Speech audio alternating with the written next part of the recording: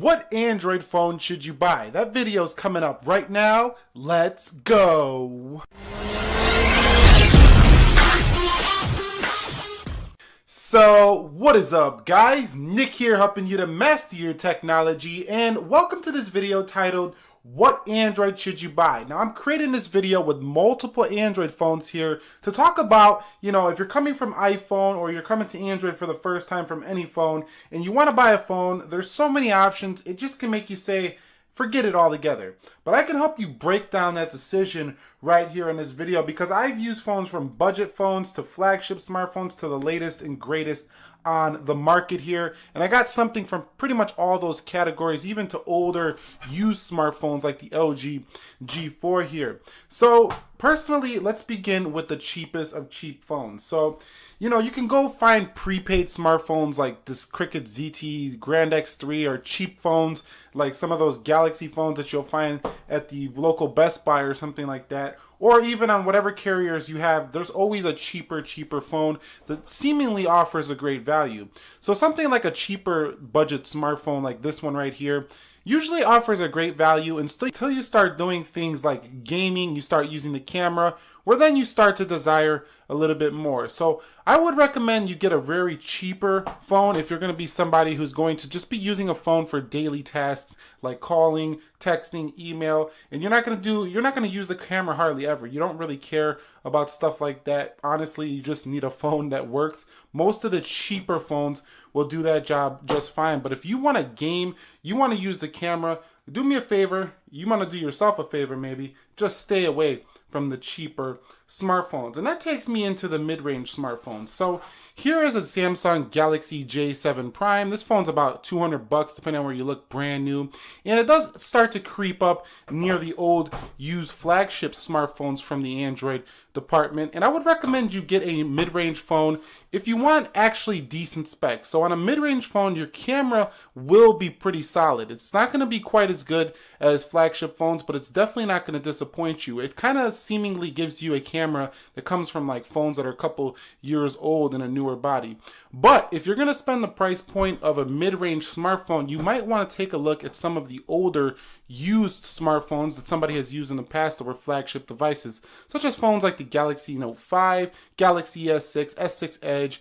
Phones like that used are usually cheaper. They have come down in price, and they usually match the new retail price of a mid-range phone, which still cannot compete with the older flagship phones. So yeah, buy a mid-ranger if you want a brand new phone with solid specs that will get the job done. They usually have pretty great cameras, pretty great screens. They're just not top of the line. And that takes me into the segment of the used smartphone game. Now this is one of the areas I really enjoy purchasing from because usually if you just wait like 6 months to a year, you can usually get a top spec Android phone like the GS7 for example, which is now can be found like $300 on eBay or Swappa. You can use sites like this and you can get really great smartphones that are less than a year, maybe just 1 year old. And this really does kill a lot of those mid-range phones and blows it right out of the water. So this is my favorite category of smartphone for the best value. It's almost like buying a used car.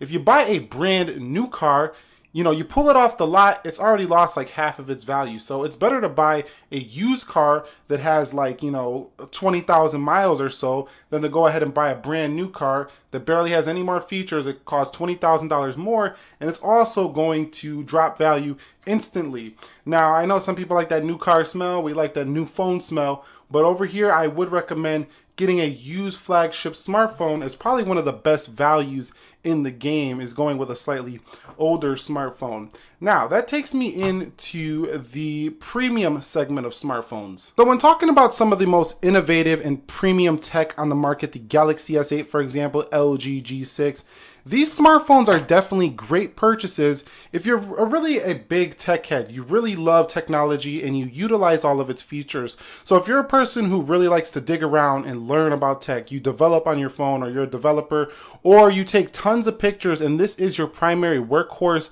for your business, stuff like that, or even for school, this is your primary workhorse, you don't have a laptop, that's when I do recommend you go ahead and pick up a premium smartphone like the LG G6 G6 or the Galaxy S8 Plus. People that are really going to utilize the features, these are really kind of necessary in my personal opinion to pick up, even though their higher cost is justified due to the fact that if you're using your phone to make you the money back, it usually will be justified. Also, if you're buying one of these phones and you're just getting it on a contract plan, here's another area where you can actually pick up the latest and greatest pretty cheaply. But you know, it's not totally cheap because you're not paying the full price of the phone. It's actually subsidized due to the fact that you're paying a bill every month with a contract or something like that. So definitely still paying for the phone outright. It's just over a longer period of time. But if you can scoop up a deal, always go with the latest and greatest flagship.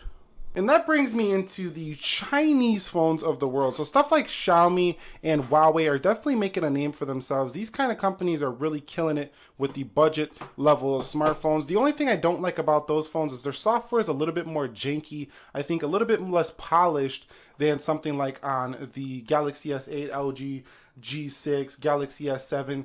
These phones have been worked on the software a little bit more in depth. I feel like they spend more on research and development, and it's a little bit more polished experience. So if you want to save a buck and you want a great bang for the buck type phone with great build quality and great looks, then the Chinese phones like Xiaomi, Huawei got some great options for you out there. And don't forget phones like the Moto G5 Plus. These kind of phones, this is a mid-ranger right here. We talked about them earlier. But these kind of phones can kind of fool you because they look premium, but they're definitely still mid-rangers. So don't be fooled into thinking that this is a premium smartphone. But this is a great phone for those of you who want a good-looking smartphone, but you don't want to, drop top dollar on a smartphone. So I do recommend you guys going ahead and picking up Unlocked if you are going to buy an Android smartphone. This way you're not tethered to your carrier. But if you ask the question, what Android phone to buy, it very comes down to personal preference. But this should have helped you out in deciding if you want a cheaper phone, a used flagship, a flagship smartphone. This should have helped you break it down. Now, if you're looking into, LG, Samsung, Huawei, they're all making competitive devices. So for pretty much every company, you can find a competitive style device. So for example, Galaxy S8, LG G6, Galaxy J7 Prime, and then you have stuff from LG that's a little bit cheaper that can compete with phones like this. You can also get, the Motorola G5 Plus, or you can get something like the OnePlus 3, which is a used flagship phone, which is about the same price as a Moto G5 Plus here. So there's definitely phones that can compete with each other in pretty much every category. The rest comes down to personal preference. And if you want a phone with a stylus, look no further than the Galaxy Note 5 currently, or you can go with the older Galaxy Note 4, for example. But if you ask the question, what Android to buy, this should have helped you out in this video. If you guys enjoyed this content, please go ahead and click the like button for me. If you found it helpful, share it with somebody who's also maybe looking for an Android phone. This can help them out a lot. And I will catch you all in the next one. Be sure to be well. Nick here, and peace.